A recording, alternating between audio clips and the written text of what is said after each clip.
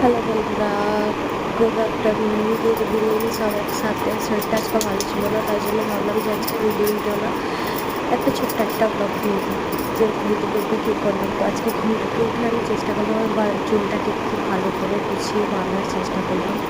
বাঁধার কারণ চুল বাঁধতে বাঁধতে আমার হাতের অবস্থা এত খারাপ হয়ে যায় কিছু বলবো। তাই জন্য চেষ্টা করি এমনি এমনি করে বেরিয়ে নিয়ে নিতে, বুঝতে পেরেছি। তাই হয় না, করে কিছু নেওয়া হয় না।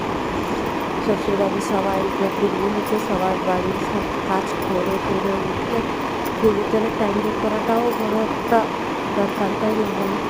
তাহলে এখানটায় কী হচ্ছে, ওখানটায় কী হচ্ছে, এসব জিনিসপত্র সব সবার ওকে কিছু না কিছু থাকে।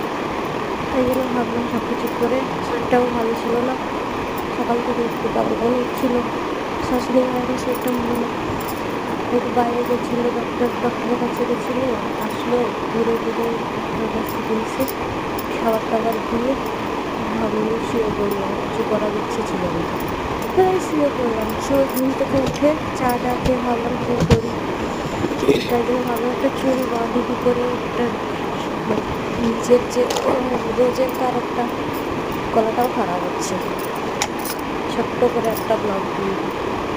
এই দেখো চুল বাঁধলাম, বাঁধছি, মুখ বাড়তে পারছিলাম, ওদিকে আমার মাথায় চলছে, মেশিন চলছে, জামা কাপড়গুলোও ধুচ্ছি, কিছুটা ধুয়ে নিয়েছি, শুকিয়ে নিয়েছি, এগুলো ঠিক করবো। সিঁদুরও ঠিক করে করতে পারছি না হাত দিয়ে, কারণ এখনও সিঁদুর না জীবনটা ওঠে না, জানো তো কী করে উঠে যায় সেটা একটু বলো তো, যদি ভালো থাকে।